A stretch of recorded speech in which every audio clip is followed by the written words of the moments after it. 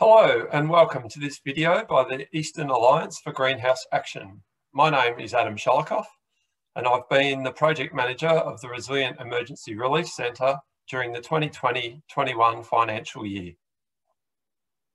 This short video will provide an overview of the project, its objectives, findings and recommendations for councils going forward to manage the climate vulnerabilities and risks that are present in council buildings. The project aimed to identify and assess the risks or vulnerabilities related to climate change that are present at a selection of emergency relief centres within the EAGA region.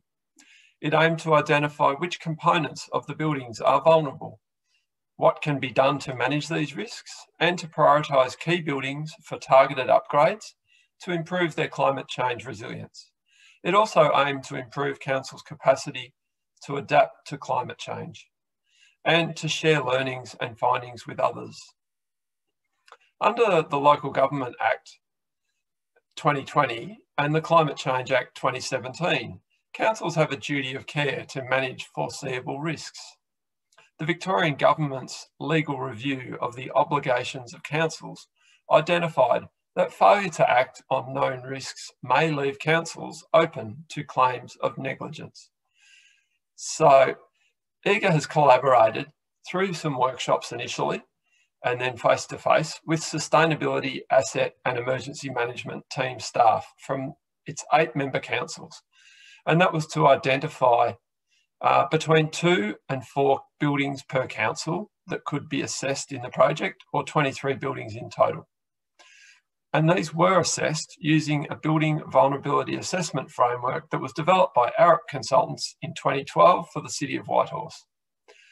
At each building, 38 building components were assessed and their vulnerability to climate change was determined.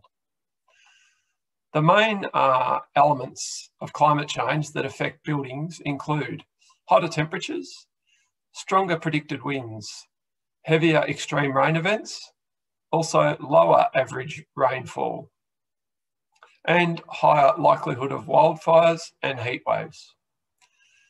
The most vulnerable functions in the building that are affected by these elements include electricity supply from the grid, where the grid fails and there's no backup power supply at a building. Also, thermal comfort indoors can be compromised. Indoor air quality is threatened, and structural performance of buildings is threatened, as well as the risk of water ingress into the buildings. Overall, the project's findings are that sites are vulnerable to climate change events. That's buildings, which are councils.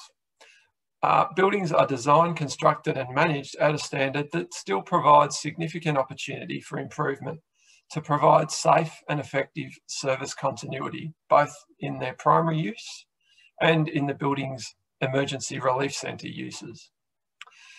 Buildings that were assessed are likely to be safer, more comfortable, more affordable to operate, and lead to lower greenhouse gas emissions following implementation of the recommended adaptation measures as detailed in the respective reports to the 8 EAGA member councils.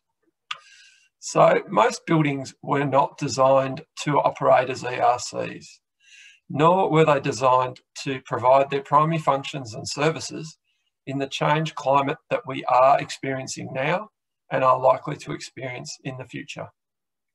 The recommended adaptation measures are likely to improve the operational safety and efficiency of buildings, both in their primary use and when activated as ERCs.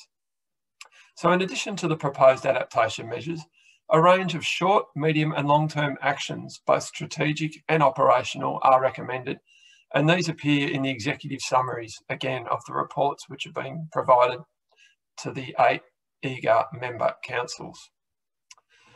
For further information about the project, please feel free to contact the Eastern Alliance for Greenhouse Action as per the details on your screen.